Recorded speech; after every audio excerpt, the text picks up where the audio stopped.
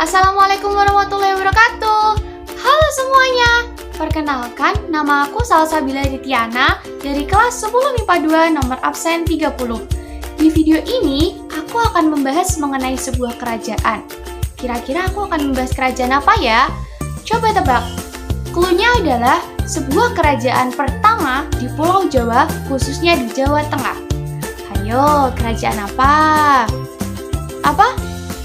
Iya, benar sekali. Kerajaan Demak. Simak videonya ya, teman-teman.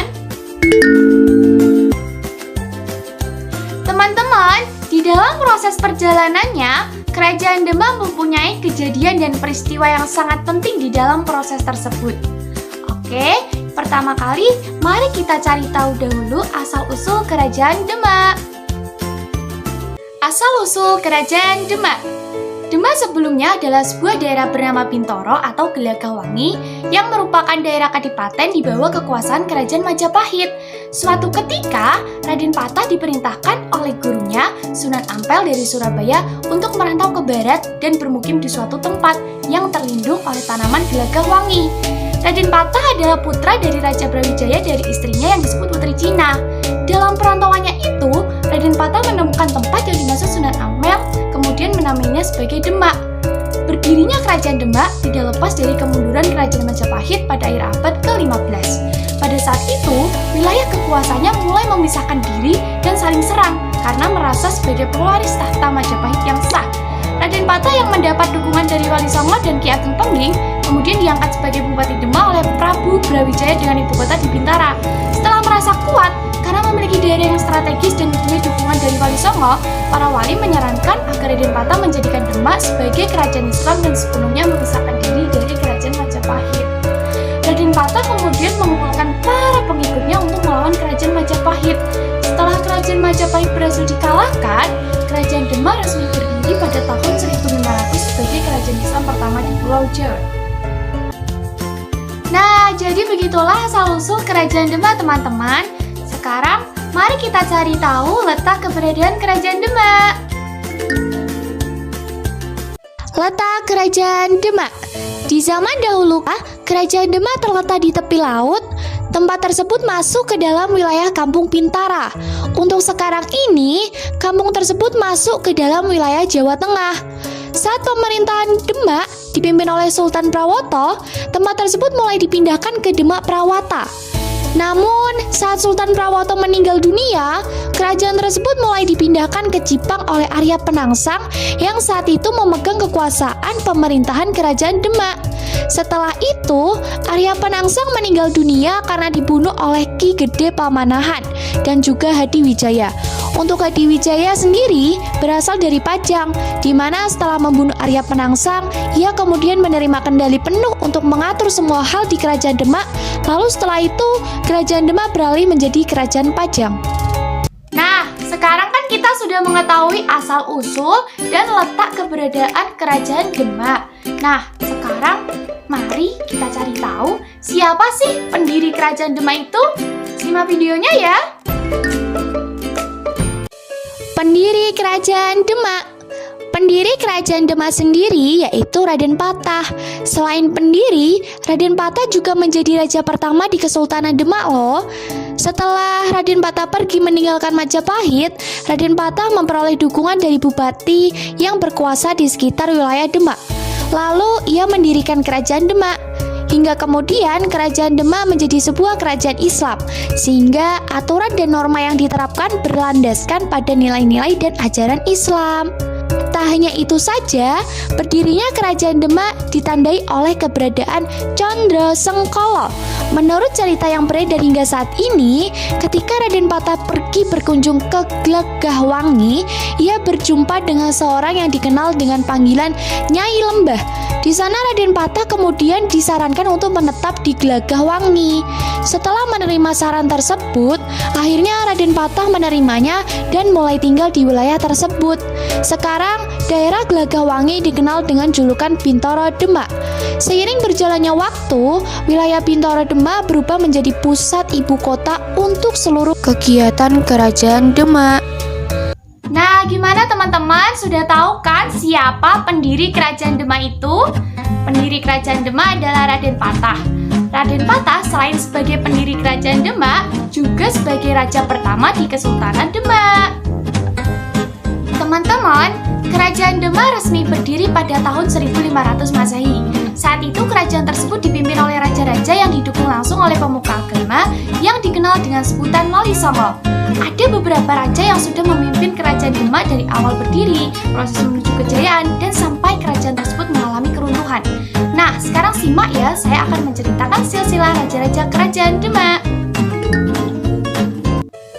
Berikut silsilah raja-raja Kerajaan Demak. Yang pertama, Raden Patah. Raden Patah merupakan putra dari pemimpin kerajaan Majapahit yang bernama Raden Brawijaya dari pernikahannya dengan seorang putri keraton Kampa.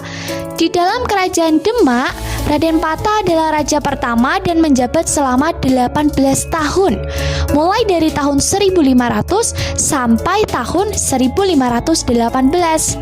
Selama Raden Patah berkuasa di Kerajaan Demak, banyak hal yang sudah ia bangun, mulai dari rumah peribadatan, termasuk Masjid Agung Demak yang sampai sekarang masih berdiri dengan kokoh di pusat kota Demak. Raja yang kedua, Pati Unus. Setelah Raden Patah menjadi raja di Kerajaan Demak, Raden Patah kemudian memiliki seorang anak yang bernama Pati Unus, di mana anak dari Raden Patah ini kemudian naik tahta setelah masa kekuasaan sang ayah sudah berakhir pada tahun 1518. Akan tetapi, Pati Unus hanya berkuasa selama 3 tahun saja. Lalu Pati Unus diberi gelar dengan sebutan Pangeran Sabranglor. Hal itu terjadi berkat perlawanannya kepada Portugis dalam usahanya merebut Malaka. Namun sayangnya, Pati Unus gugur dalam usahanya untuk menyerbu Portugis yang kedua kalinya ke Malaka pada tahun 1521. Raja yang ketiga yaitu Sultan Trenggana. Sultan Trenggana menjadi salah satu raja dalam silsilah Kerajaan Demak yang dikenal karena pertempurannya dalam merebut Sunda Kelapa dari tangan penjajah Portugis yang ada di bawah pimpinan Fathahillah. Di masa kekuasaan Sultan Trenggana, kerajaan besar yang ada di Jawa seperti halnya Kerajaan Madura, Kerajaan Blambangan, Kerajaan Mataram, dan Kerajaan Pajang berhasil dikuasai oleh Kerajaan Demak. Kemudian, pemerintahan Sultan Trenggana berakhir setelah ia wafat ketika peperangan yang terjadi di Pasuruan tahun 1546. Raja yang keempat, Sunan Prawoto. Setelah Raja Pati Unus turun tahta, mulai timbul pergolakan di dalam Kerajaan Demak. Sebab tidak ada lagi keturunan yang berasal langsung dari permaisuri yang menjadi pemimpin sebelumnya. Oleh karena itu, Sultan Trenggana menjadi raja setelah lengsernya Pati Unus. Setelah Sultan Trenggana meninggalkan Kerajaan Demak, ia lalu digantikan oleh Sunan Prawoto yang hanya memimpin selama beberapa tahun saja. Sebab ia lebih tertarik untuk mendalami kehidupannya sebagai seorang ulama yang menyebarkan agama Islam ke seluruh penjuru Jawa.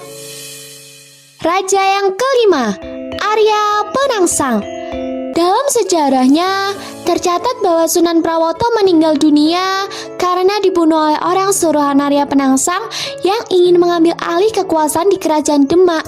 Oleh sebab itu, Arya Penangsang kemudian menjadi raja dari Kerajaan Demak selanjutnya dan memindahkan pemerintahan yang ada di dalamnya ke Jipang.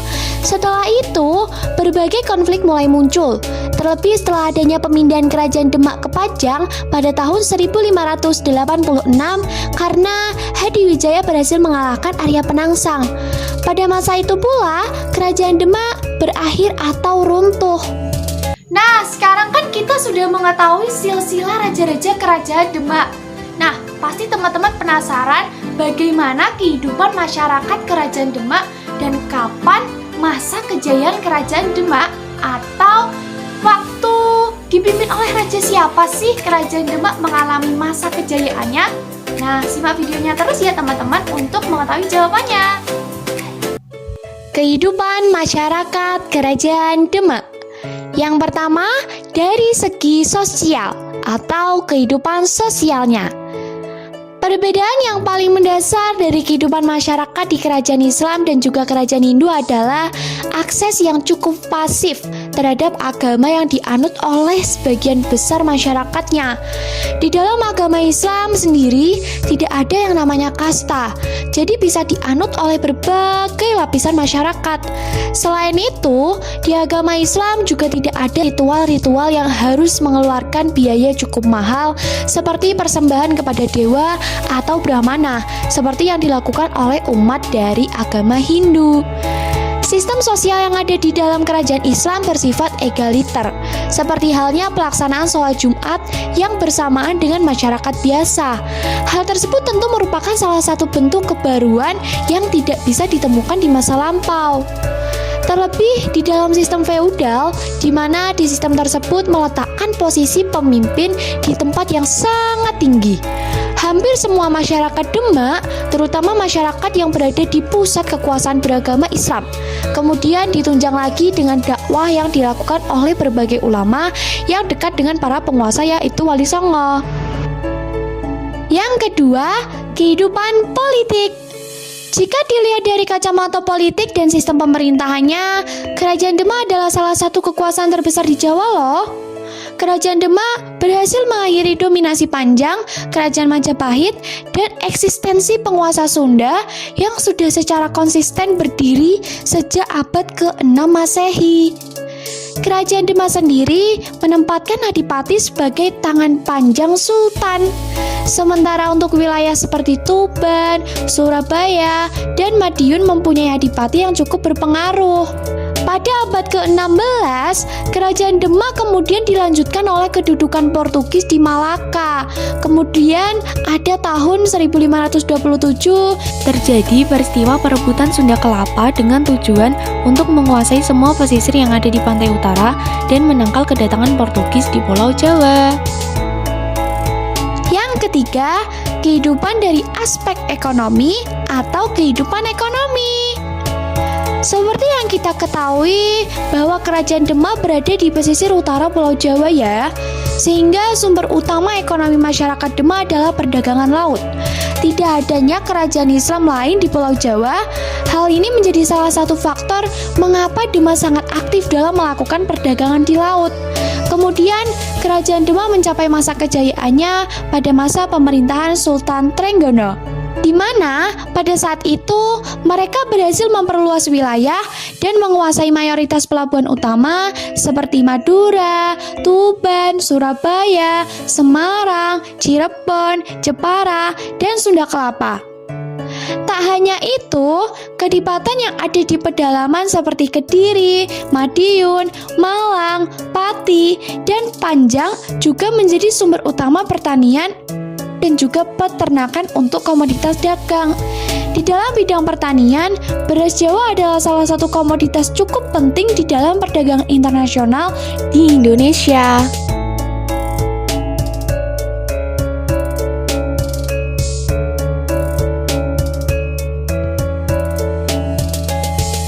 Masa kejayaan Kerajaan Demak. Kerajaan Demak mencapai puncak kejayaannya pada masa pemerintahan Sultan Trenggana. Hal ini dibuktikan dengan semakin meluasnya wilayah kekuasaan Kerajaan Demak.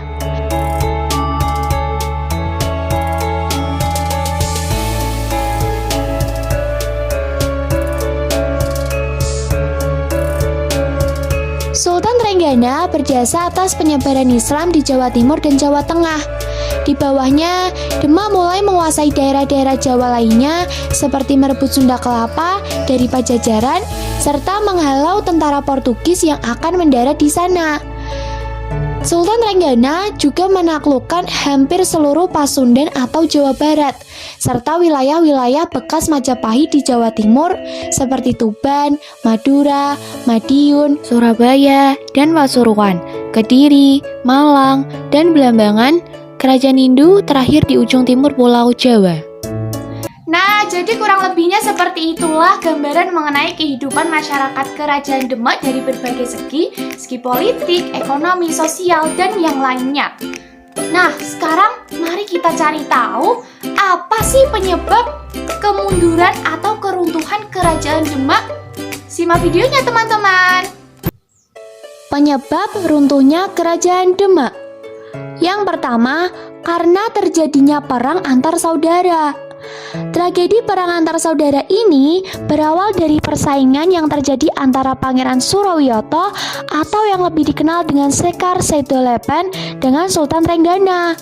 Mereka merupakan dua putra dari pemimpin kerajaan Demak sebelumnya, yaitu Raden Patah. Setelah Raden Patah meninggal dunia, kedua putranya mulai bersaing untuk memperebutkan kedudukan tahta raja. Setelah adanya persaingan tersebut, akhirnya Sultan Trenggana lah yang berhasil menduduki tahta raja. Kemudian sesudah Sultan Trenggana meninggal dunia, kedudukan raja digantikan oleh putranya yang bernama Sunan Prawoto. Akan tetapi, kedudukannya tidak berjalan lancar dan ditentang keras oleh Sekar Sedolepen. Akibat dari penolakan dari Sekar Sedolepen, Sunan Prawoto akhirnya membunuh Sedolepen di tepi sungai saat ia baru pulang dari masjid setelah melakukan sholat Jumat. Pada tahun 1561, Arya Penangsang, yaitu putra dari Sekar Sedolepen, membalaskan dendam ayahnya dengan membunuh Sunan Prawoto sekeluarga dan merebut posisi Raja Demak yang kelima. Setelah ia berhasil menjadi seorang raja, Arya Penangsang memerintahkan para pengikutnya untuk membunuh pemimpin Jepara, yaitu Pangeran Hadiri. Hal itulah yang kemudian membuat para adipati termasuk Jakatingkir Hadiwijaya memusuhi raja tersebut. Yang kedua, karena adanya perdebatan sengketa di dalam keluarga. Salah satu penyebab runtuhnya Kerajaan Demak selanjutnya adalah perbedaan keturunan yang ada di dalam keluarga Raden Patah. Ia diketahui mempunyai banyak anak laki-laki, tapi berasal dari ibu yang berbeda-beda. Kerumitan yang pertama dialami setelah meninggalnya Adipati Unus yang tidak memiliki anak laki-laki. Kemudian Pangeran Surawiyoto atau Sekar Sedolepen dan juga Raden Trenggana memperebutkan kekuasaan. Perdebatan tersebut terjadi karena Sedolepen yang merupakan putra tertua dari sang raja, tapi ia terlahir dari istri ketiga, sementara Raden Trenggana yang lebih muda Lahir dari istri yang pertama. Yang ketiga, karena pemerintahan Kerajaan Demak yang gagal. Pemerintahan Kerajaan Demak yang gagal menjadi salah satu faktor penyebab Kerajaan Demak runtuh. Berbagai masalah yang terjadi seperti perbedaan mazhab antara masyarakat dan bangsawan, pemerintah yang tidak peduli dengan rakyatnya, dan terlalu fokus dengan perang Portugis, serta kurangnya mendengarkan aspirasi dari rakyat, membuat Kerajaan Demak tidak dapat bertahan. Yang keempat, kehidupan agama. Demak adalah pusat penyebaran agama Islam di Nusantara. Lahirnya wali-wali di Demak membuat lebih cepat proses penyebaran agama Islam bahkan sampai ke pelosok. Mendirikan pesantren adalah cara penyebaran agama Islam yang efektif. Hitu yang berasal dari Ternate pernah belajar di pesantren yang didirikan oleh Sunan Giri. Setelah selesai belajar, dia menyebarkan agama Islam di Ternate. Nah, jadi beberapa penyebab keruntuhan Kerajaan Demak antara lain terjadinya perang antar saudara, adanya perdebatan sengketa di dalam keluarga Raden Patah, dan pemerintahan Kerajaan Demak yang gagal. Nah, pastinya selama Kerajaan Demak berdiri, Kerajaan Demak menghasilkan beberapa kebudayaan atau bisa disebut sebagai peninggalan Kerajaan Demak. Beberapa peninggalan Kerajaan Demak antara lain Songko Tatal, Pawestren, Situs Sekolah Mudu, Masjid Agung Demak. Oke, sekarang saya akan menjelaskan lebih lanjut mengenai peninggalan-peninggalan Kerajaan Demak. Nah, berikut hasil kebudayaan dari Kerajaan Demak atau peninggalan Kerajaan Demak. Yang pertama, Soko Tatal. Salah satu hasil kebudayaan yang diturunkan oleh Kerajaan Demak adalah Soko Guru dan Soko Tatal, di mana keduanya berada di Masjid Agung Demak. Soko Guru merupakan 3 buah tiang yang terbuat dari kayu utuh dan memiliki diameter sekitar 1 meter. Sementara Soko Tatal terbuat dari potongan kayu yang berasal dari kayu sisa pembuatan 3 Soko Guru tadi. Keunikan yang ada di dalam satu tiang Soko Tatal ini ada karena Sunan Kalijaga hanya bisa membuat 3 tiang penyangga, sementara masjid sudah siap untuk dibangun. Oleh karena itu, Sunan Kalijaga memiliki ide untuk mengumpulkan potongan kayu sisa yang berasal dari 3 Soko Guru untuk kemudian dibuat menjadi 1 tiang penyangga. Tiang itulah yang menjadi daya tarik tersendiri untuk para pecinta wisata religi. Yang kedua, Pawestren. Kerajaan Demak merupakan salah satu kerajaan Islam yang ada di Indonesia yang mewariskan banyak sekali hasil kebudayaan. Di antaranya adalah Pawestren yang dibangun sebagai salah satu tempat suci dan digunakan untuk sholat berjamaah untuk perempuan. Pawestren mempunyai dinding yang sangat indah dengan ukiran yang dibuat dengan motif Majapahit atau biasanya dikenal dengan motif Maksurah. Tempat ibadah tersebut dibangun dengan menggunakan 4 buah tiang utama dan diperkuat lagi dengan 4 tiang penyangga. Tiang utama yang ada di Pawestren menopang blender balon yang terdiri dari 3 lapisan. Yang ketiga, situs kolam wudhu. Situs kolam wudhu sangat dikenal oleh masyarakat dan menjadi salah satu hasil kebudayaan Kerajaan Demak yang kerap dikunjungi oleh para wisatawan. Situs kolam wudhu ini dibangun dengan tujuan untuk memfasilitasi para musafir ataupun santri yang mengambil air wudhu ketika mengunjungi Masjid Agung Demak. Akan tetapi, sekarang ini situs kolam wudhu sudah tidak lagi Digunakan. Yang keempat, Masjid Agung Demak.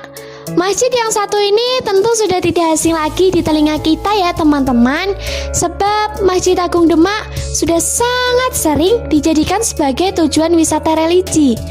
Masjid Agung Demak dibangun pada masa Kerajaan Demak di tahun 1479. Arsitektur yang ada di dalam masjid ini sangat memanjakan mata loh. Kita bisa menyaksikan ornamen dan juga kaligrafi yang cukup kental akan suasana Islamnya. Masjid Agung Demak berada di daerah Kota Demak, tepatnya di Provinsi Jawa Tengah. Yang kelima, pintu Bledek. Pintu Bledek merupakan sebuah pintu yang dilengkapi dengan pahatan yang dibuat pada tahun 1466 oleh Ki Ageng Selo. Bagi kita yang ingin melihat kondisi pintu Bledek saat ini disimpan dalam museum dalam Masjid Agung Demak. Yang keenam, Makam Sunan Kalijaga. Sunan Kalijaga adalah salah satu dari 9 sunan atau wali songo yang berdakwah di sekitar wilayah Jawa.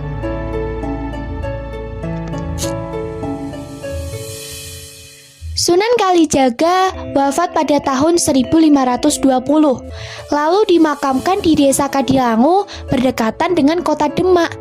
Makam Sunan Kalijaga sekarang ini telah menjadi situs yang sering didatangi oleh para peziarah dan wisatawan dari berbagai wilayah Indonesia. Makam Sunan Kalijaga menjadi salah satu peninggalan sejarah dari Kerajaan Demak. Nah, jadi kurang lebihnya seperti itulah penjelasan mengenai sejarah Kerajaan Demak. Mohon maaf apabila ada kesalahan dan kekurangan ya teman-teman. Terima kasih sudah menonton dan menyaksikan dan menyimak video saya. Saya pamit dulu. Wassalamualaikum warahmatullahi wabarakatuh.